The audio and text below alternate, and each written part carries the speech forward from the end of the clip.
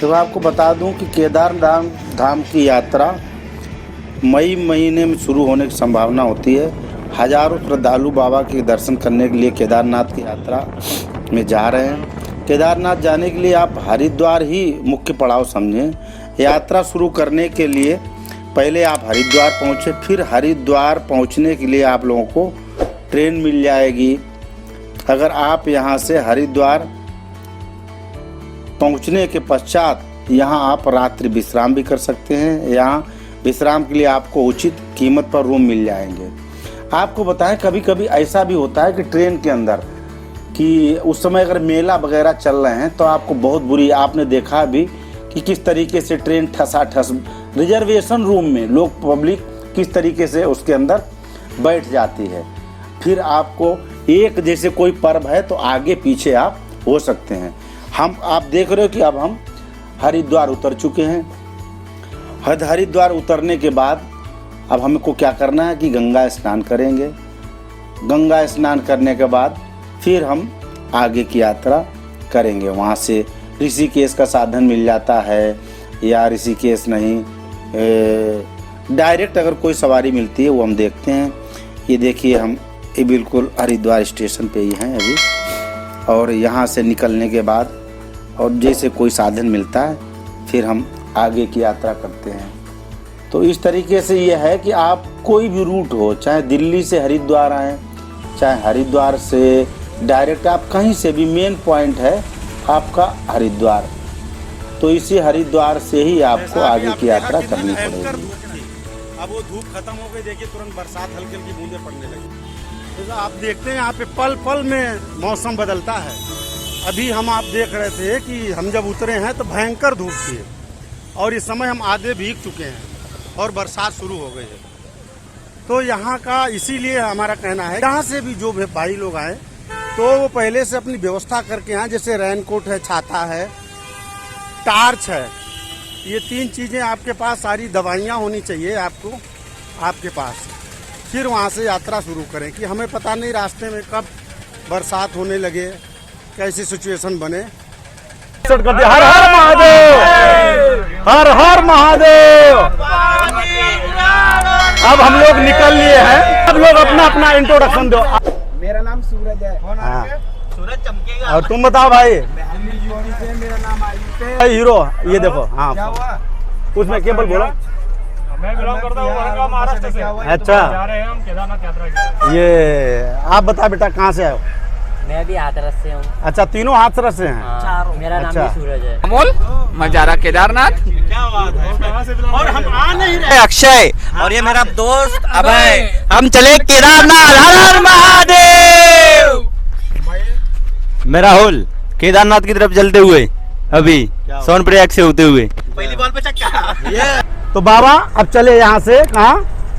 केदारनाथ। क्या बात। हर हर महादेव। की चढ़ाई शुरू हो चुकी है सोनप्रयाग से।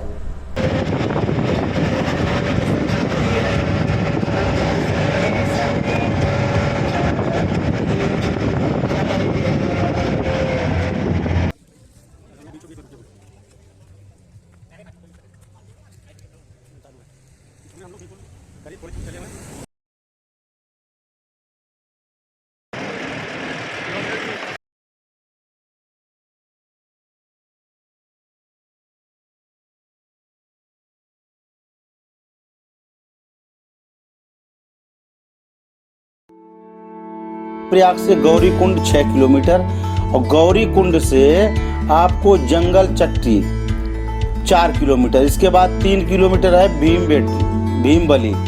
उसके बाद 4 किलोमीटर है लिंचुली। इसके बाद है बेस कैंप 4 किलोमीटर। इस तरीके से करीब हम आपको 16-17 किलोमीटर का ये हो मेन रोड, और वो बेस कैंप से 1 किलोमीटर केदारनाथ धाम। तो अभी हम लोग रास्ते में ही हैं। हम सारे लोग एक दूसरे के साथ हो लिए ऋषिकेश। ये ऋषिकेश स्टेशन है, और ऋषिकेश से आगे पहुँचे हम लोग। यहाँ से श्रीनगर गौरी कुंड कितना दूरी पे है आप खुद ही देख सकते हो, सब लिखा हुआ पीछे। तो आप गौरी कुंड तक इस व्यवस्था से जाना पड़ेगा, फिर वहाँ से आपको पैदल की यात्रा है। देखो 3 बजे की लाइन लगी हुई है और हम सब कोई बॉम्बे से है, कोई कलकत्ते से है और कोई औरंगाबाद अंबाजी छिंदवाड़ा से। ये देखिए बाबा जी भी लाइन लगे हैं। 6 बज रहे, हम लोग वहाँ से 5 बजे चले थे और बरसात अभी रुक नहीं रही है। नहीं, हम तो सोच रहे थे इस मौसम में जाएंगे तो बरसात नहीं मिलेगी, कम मिलेगी, लेकिन जब से हम चढ़े हैं, हम और ये मेरा भाई चढ़ा है साथ साथ में हम लोग, अनजाने में बारिश बेमौसम बरसात हो रही है। हाँ तो उससे ये दिक्कत का प्रॉब्लम चालू है। हाँ तो फिर हम तो ये कितना निकल आए वहाँ से, लगभग अभी ज़्यादा 2-2.5 किलोमीटर, 2-2.5 किलोमीटर अभी निकले हैं। बाकी ये 13.5 किलोमीटर। अभी 13.5 किलोमीटर और है। अभी हम लोग पहुँच, ये क्या है, हम लोग वहाँ से निकले हैं तो बिल्कुल साफ था। ये जो कोहरा टाइप का है, ये इस समय कोहरा है। समय के इस समय टाइम क्या हो रहा है, लगभग 7 बज रहे। हम लोग 5 बजे चढ़े और 6 बजे लगभग। सांस हमारी तो वाकई में फूल गई, लेकिन आप बताओ कैसा महसूस हो रहा है? महसूस तो हो, थकावट ज़्यादा महसूस हो रही है। हाँ। बारिश की वजह से नमी है ना हाँ, मौसम में, तो उसकी वजह से दम ज़्यादा फूलने ये बरसात के चक्कर में हमारा कैमरा भीग जाएगा। ये देखो सब आ रहे हैं, ये नीचे से ये चढ़ाई हो रही है ऐसे। तो प्लीज़ हम लोग मेहनत से बना रहे।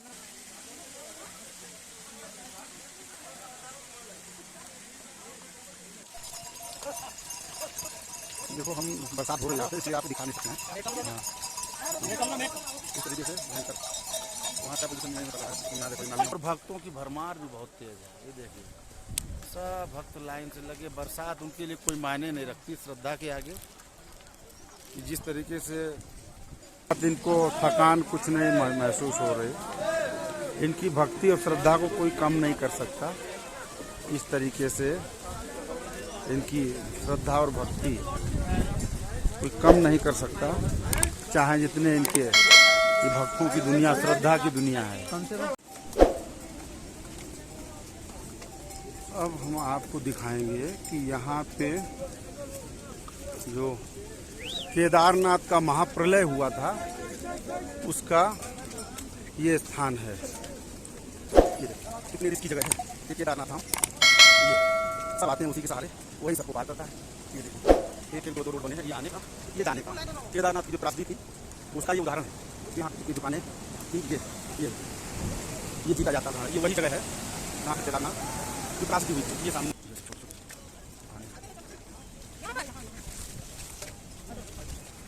चलो कमांडो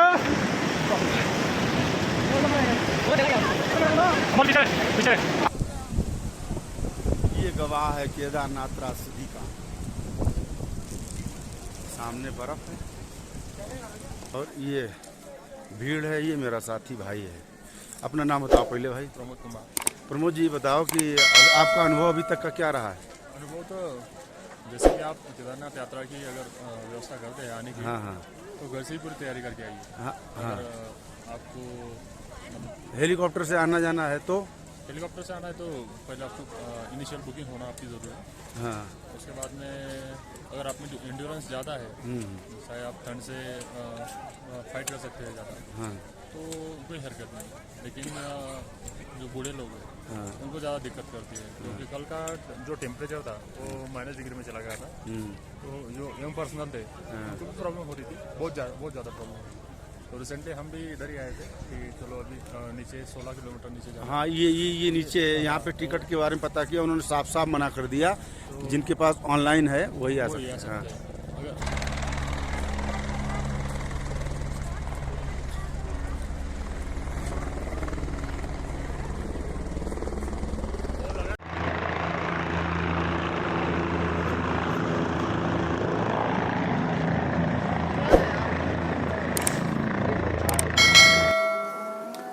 बहुत गजब की चारों तरफ बर्फ ही बर्फ है। और यहाँ पे बता रहे इसके ऊपर जब बिल्कुल किनारे में जाएंगे, ये हेलीकॉप्टर की मैं यहाँ पे अभी पूछने गया था कि व्यवस्था क्या है, तो उन्होंने कहा कि भैया उसी दिन तो नहीं हो पाएगा, आपको ये पहले, क्योंकि यहाँ से ही लाइन लगी 7-7 दिन वाले, 2 दिन 3 दिन पहले के ही जो वापसी वाला ये है काल भैरव मंदिर जो सबसे ऊपर बना इस हुआ भूमि पे है। आने पे यहाँ पे कैमरा केदारनाथ वैमरा तो दर्शन अलाउ हम नहीं तो है, बहुत लेकिन डर रहे धीरे हैं, से दर्शन फोटो कैसे खींच होंगे? लिया गया। ये स्वामी जी ने कहा तो इस तरीके से पहले दर्शन ये होंगे। करीब वहाँ से 500 मीटर ऊपर है बाबा। यहाँ पे ये बहुत ही देखो, कम लोग जाते हैं क्योंकि इतने थक आशीर्वाद भी जाते हैं, मिला छक और जाते हम हैं, लोग घबरा रहे थे, किसी की दर्शन के हिम्मत दर्शन ही नहीं भी बड़ा पड़ती है बढ़िया तरीके से जो वो यहाँ पे जाए। बाबा बोले बाबा स्मार्ट है, चश्मा वाला बाबा है, योगी है क्या। अब हम लोग तो देखो केदारनाथ धाम बाबा के यहाँ पहुँच चुके हैं, सारी थकान हमारे लोगों की मिट चुकी है।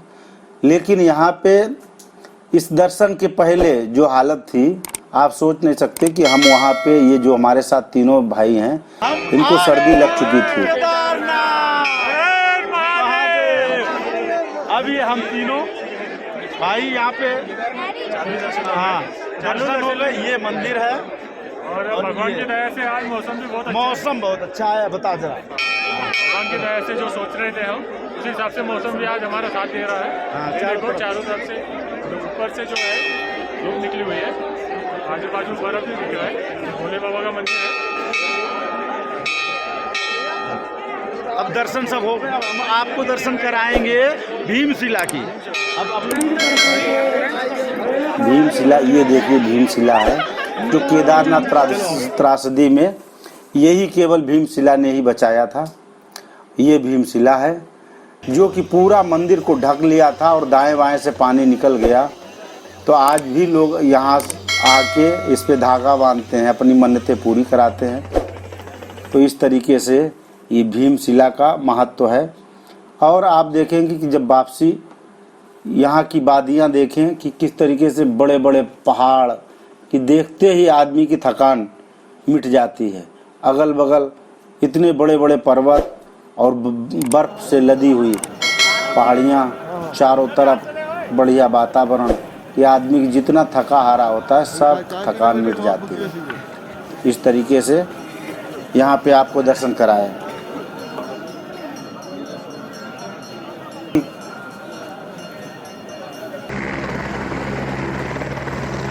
भारत सरकार के पास पवन हंस लिमिटेड जो उत्तराखंड फाटा से केदारनाथ के लिए हेलीकॉप्टर उड़ान सेवा प्रदान करता है।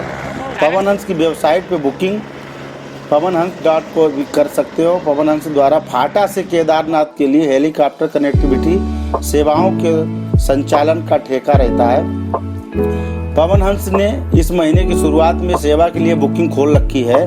फाटा से केदारनाथ हेलीकॉप्टर सेवा भी केवल चालू है और वहां से करीब 12 हेलीकॉप्टर उड़ानें प्रदान करता है। पवन हंस की वेबसाइट पे इसकी 12 उड़ानों में से 9 उसी दिन वापस आ जाती हैं, जबकि 3 अगले दिन फाटा से लौटती है। तो केदारनाथ के लिए पहली उड़ान 6:50 पे और सुबह 9 बजे से केदारनाथ पहुंचती है। तो फाटा के लिए वापसी उड़ान की केदारनाथ से दोपहर 12:40 से प्रस्थान करती है। उसी दिन दोपहर 12:50 फाटा पहुंचती है।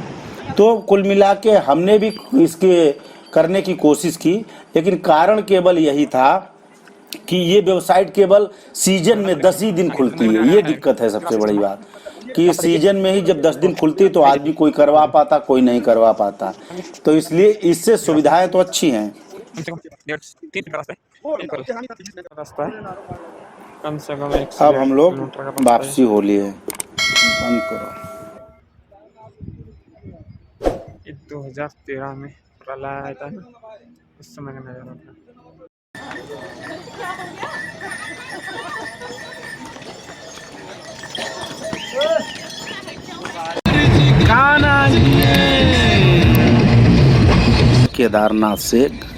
केदारनाथ से उतर के गौरी कुंड से सोनप्रयाग पार्ट 2 आपको केदारनाथ से बद्रीनाथ अब हम जाते समय आपको बताएंगे कि हमको कहाँ रुकना, क्या किस तरीके से आगे की हमें यात्रा करनी है। तो सबसे पहले तो यह है कि आप जब सोनप्रयाग आ जाएं तो वहाँ पे बस स्टैंड है।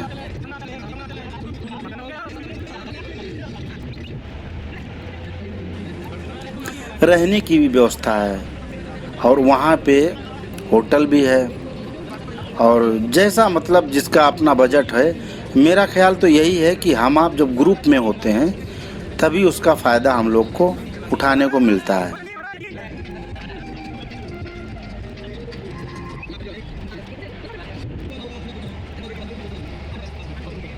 पहुंच गए कहाँ?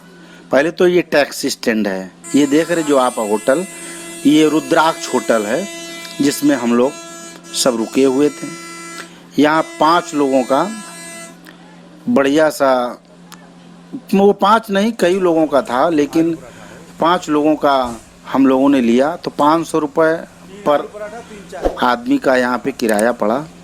और रहने की बड़ी गजब की जगह थी, डोरमेट्री दी इन्होंने, और इसमें खाने वाने की व्यवस्था आपकी बढ़िया है। 200 रुपये प्लेट लेते हैं लोग। ये देखिए, ये डोरमेट्री है होटल के अंदर का, हम आपको दिखा रहे हैं कैसे बहुत गजब का, सर्दी भी नहीं लगती और बिल्कुल बढ़िया। हम लोग आते तो रुकने की जगह बहुत बढ़िया। ये हम तीनों भाई यहाँ पे रुके थे। ये इस तरीके से इसमें बने हैं, केवल 500 रुपये। समझ रहे आप कि हम आप जब भी बाहर से आते हैं तो यहाँ पे सोनप्रयाग में आके, और ये स्टेशन कौन सा है? XYZ। हाँ, ये जो हमारे यहाँ सामने स्टेशन है, तो वहाँ से कम 10-15 मिनट की रास्ता है। यहाँ आके आपको डॉर्मेट्री मिलेगी 500 में। हम तीनों भाई यहाँ पे देखिए कल लेटे थे बढ़िया सा। अब हम लोग निकल रहे हैं। अब हम लोग निकल रहे कहाँ के लिए? बद्रीनाथ के लिए। हैं बद्रीनाथ के लिए अब हम लोग रेडी हैं, चलिए। हम लोग अब यहाँ से टैक्सी पकड़ के चल दिए कहाँ के लिए? आपके बद्रीनाथ। टैक्सी पकड़ ली सब लोगों ने, और यहाँ से मेरे ख्याल से इन्होंने 1300 रुपये लिया। 1300 रुपये पर सवारी का। 5 लोग हम थे, 4 लोग और मिल गए, तो 1300 रुपये में हम लोग यहाँ से निकल लिए। और पूरा नज़ारा देखते हुए, गजब के पहाड़, बहुत ही अच्छी जगह थी। और ये रास्ते का नज़ारा लेते हुए कहीं, ये देखिए यहाँ पे बंदर मिल गए। तो हमने सोचा हम लोग तो सभी खाते हैं, इनका कौन है, तो हमने फिर जो हमारे पास था इनको भी खिलाया। बहुत रास्ते में लेके चलना भी चाहिए आदमी को। क्या कितनी दूर से बहुत ही गजब का नज़ारा देखने लायक है। ये पहाड़ों से जो झरने कटते हैं, कि हम लोग किस दुनिया में आ गए। बहुत ही प्रकृति से मिले जुले रहे। ये जाम लगा था, उसकी फ़ोटो ये पहाड़ों के ऊपर बिल्कुल जो शॉट ले पाए बर्फ़ का, वो हम लोग आपको दिखाना चाहते हैं कि बहुत ही गजब के नज़ारे थे। और ये अब हम लोग वहाँ जब पहुँच गए लगभग, तो वहाँ पे भी होटल्स की वगैरह व्यवस्था की हम लोगों ने। तो वहाँ पे नीचे ही होटल मिल गया, और नीचे होटल क्या, रात हो गई हम लोगों को। जब रात हो गई तो फिर वहीं से व्यवस्था करते ढूंढते ढूंढते तो बिल्कुल मंदिर के ही बगल में ही हम लोगों को थोड़ी दूर पे मिल गया। फिर उस पे हम लोग रात भर रुके। ये देखिए नीचे नदी बह रही है, देखिए जो अभी वहाँ पे चल रहा है कि बिल्डिंगें कैसी चटक रही हैं, लोग मकान छोड़ रहे हैं। और वहाँ पे आपको देखो किसी का इंतज़ार नहीं करना है। आप वहाँ पे अगर 2, ढाई, 3 बजे स्नान करके लाइन में लग जाओगे तो आपको सही समय पे बढ़िया दर्शन हो जाएंगे। अब हम 4 बजे लगभग स्नान किया। 4 बजे स्नान करने के बाद फिर लाइन में लगे हम। 4-5 बजे यहाँ आ गए। करीब 2 घंटे लगा लाइन में। 7, साढ़े 7, 8 बजे हम लोग मंदिर पहुँच गए। सर्दी खूब होती है, हाँ, बर्फ़ की ठंड तो है ही, तो ये सर्दी बहुत भयंकर होती है वहाँ पे। इसलिए आपको टोपी, सारे कपड़े, सारी व्यवस्थाएं आपको करके आपको बहुत अच्छा लगेगा। उद्देश्य केवल यही है, दर्शन, परमात्मा प्राप्ति। हम लोग बढ़ते ही जा रहे हैं। अब मंदिर आ गया है। जिस घड़ी वो घड़ी आ गई जिसका हमको इंतज़ार था। अब ये मंदिर के अंदर हो गए। हालांकि वहाँ बड़ा डांटते हैं, लेकिन फिर भी हमने सोचा आप लोगों को इसके दर्शन कराएं। ये मंदिर का अंदर परिसर है। यहाँ एक तरफ से साइड में मूर्तियाँ लगी हुई हैं। यहाँ पे चरणामृत देते हैं। ये बहुत ही गजब का यहाँ पे, ये देखिए लाइन अंदर की मैं दिखा रहा हूँ। हाँ, यहाँ पे मना करते हैं फ़ोटो खींचने के लिए, लेकिन हमने हिम्मत करके खींची। और ये सब अंदर का ही है। हम भगवान बद्री नारायण अंदर ही हैं और हम लोगों ने बाहर से बना के अब बिल्कुल बाहर निकल आए। तो ये है चारों तरफ का नज़ारा जो आप देख रहे हैं ना। नीचे नदी बह रही है और ऊपर से ही हम लोग ये विजुअल बना के आपको दिखा रहे हैं किस तरीके से चारों तरफ पहाड़ों से घिरा हुआ बद्रीनाथ धाम। यहाँ पे सच में आने से आपका मन का बोझ हल्का होगा। अंदर से संतुष्टि मिलेगी कि मेरे रहे होंगे कुछ पुण्य, उनको प्रणाम करते हैं। हमारी तो हिम्मत नहीं पड़ रही थी, खूब दम भर के थके हुए थे केदारनाथ से उतरने के बाद। लेकिन एक तो यहाँ की अच्छाई ये है कि ये प्लेन में ही है। लाइन में जो भी 2.5-3 घंटे लगते हैं, यहाँ पे आने के बाद दर्शन करने के बाद आपका मन खूब हल्का हो जाएगा। फिर अब ये देखिए दर्शन कर लिए हम लोगों ने। अब वहाँ से शॉर्टकट है जो सामने से ही, मंदिर के सामने से ही हम आप निकलते हैं। ये देखिए, ये पीछे मंदिर है। मंदिर के सामने से ही पुल बना हुआ है, तो आपको निकलने की जगह इधर से मिलेगी। यहीं बगल में रुद्राज एम्पोरियम के बगल में ही जस्ट हम लोग रुके थे। और यहाँ पे ही लोग शॉर्टकट घुसने के मूड में होते हैं। ये देखिए पुलिस फोर्स खड़ा है, ये मना कर रहे कि इधर ना जाइए।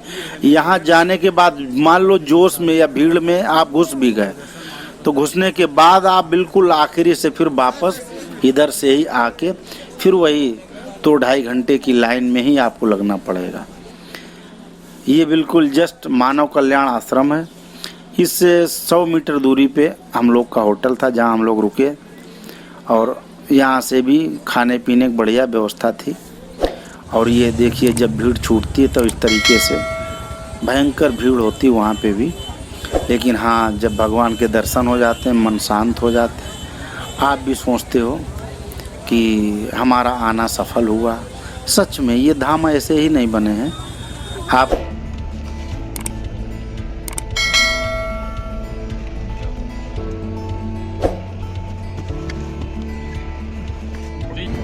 आदमी ऊपर चल रहा है, बादल नीचे चल रहे हैं। कोई ऐसा इंजीनियर जिसने इसको बनाया हो? हम इस समय खड़े हैं भारत का आखिरी गांव जिसको बोला जाता है माना गांव, जो कि प्रधानमंत्री ने इस समय इसको भारत का प्रथम गांव बताया है। तो यहीं से देखो स्टार्ट होता है, वो सामने लिखा हुआ माना गांव। और अब आपको आगे इसका विजुअल दिखाते हैं कि गांव में किस तरीके से लोग रहते हैं। कि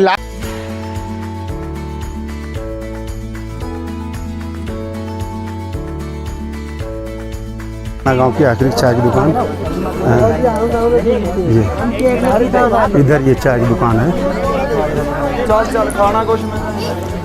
ये वो दुकान नहीं रही जिसकी आप लोग उम्मीद करते थे।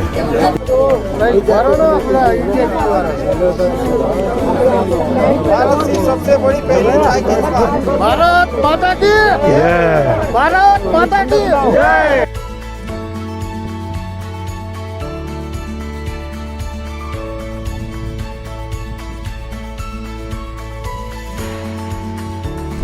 ये जो दिख रहा है आपको, ये चाइना का बॉर्डर है। इसके उधर चाइना है, इधर ये भारत है। और ये जो पहाड़ हैं सब, ये सब चाइना के ही उसके अंदर में आते हैं। अब ये बहुत फेमस हो चुका है यहाँ पे। मैं पहली और आखिर चाय की दुकान में चाय भी पी लिया है। अब नीचे चलते हैं कि यहाँ पे क्या क्या ऐतिहासिक चीज़ें हैं। ऐतिहासिक मतलब 100 साल पहले तो कोई इस गांव को जानता ही नहीं था।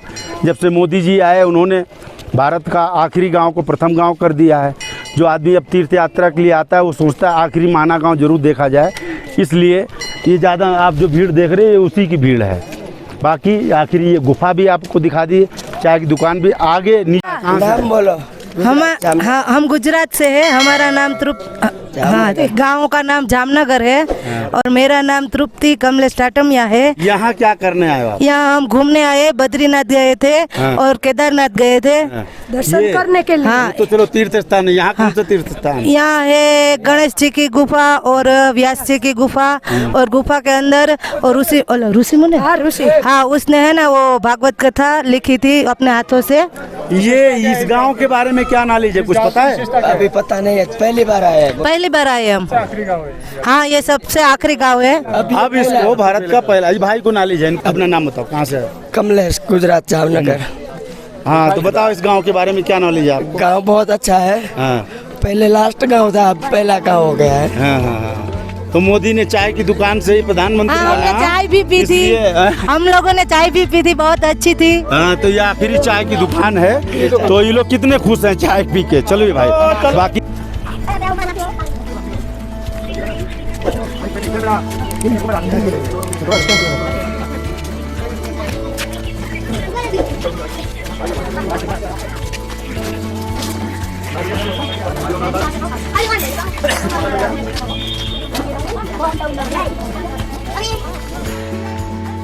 जो माना गांव अब वो गांव नहीं रहा। यहाँ पे बहुत बढ़िया है, पूरे गांव की इनकम हो रही है, हर आदमी यहाँ से खुश है। जो आदमी पहले तरसता था कोई जानता नहीं था, वो इनके यहाँ वैसे इस तरीके से भीड़ लगी रहती है कि ये अपने हाथ से भीड़ नहीं, यहाँ पे खुद ही अपने हाथ से जाए पहाड़ों से आ रहा है। अब तो मोदी जी ने इसको बहुत ही बढ़िया तरीके से बना रहा है। जगह जगह पे टी पॉइंट यहाँ पे बन चुके हैं, गाँव में रहा।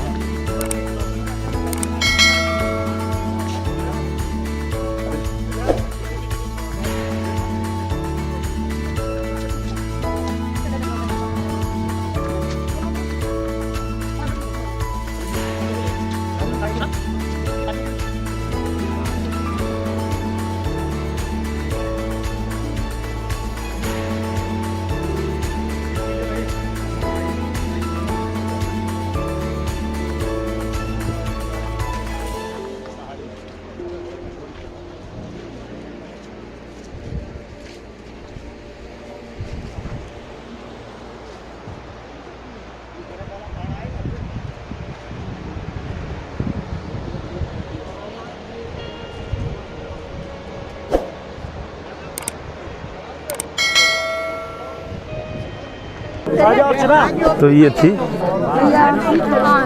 गुफा। हाँ हाँ हाँ, ये थी गुफा व्यास जी की, माना गांव के आखिरी।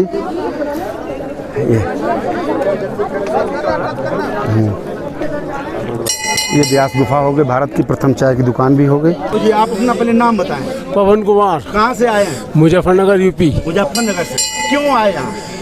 व्यास गुफा देखने, बद्रीनाथ जी दर्शन करने के लिए आए हैं। बद्रीनाथ व्यास गुफा तो हमारे नीमसार मिश्रिक में है। हाँ। तो यहाँ किस लिए आए? यहाँ आए अपने भारतवर्ष का प्रथम गाँव देखने। हाँ माना भारतवर्ष का प्रथम आखिरी गांव नहीं, प्रथम तो प्रथम मानते हैं मोदी। ये आखिरी गांव था, जब से प्रधानमंत्री जी आए तब से उन्होंने प्रथम कह दिया ना उसको। मोदी जी जिंदाबाद, मोदी जिंदाबाद हो गए। मोदी जी जिंदाबाद।